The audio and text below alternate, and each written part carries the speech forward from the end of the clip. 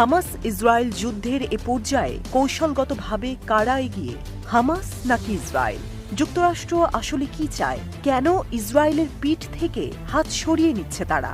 এসব প্রশ্নের উত্তর নিয়ে মার্কিন সামরিক গবেষক জন স্পেন্সার দেশটির সংবাদ মাধ্যম সিএনএন-এর কাছে একটি সাক্ষাৎকার দিয়েছেন।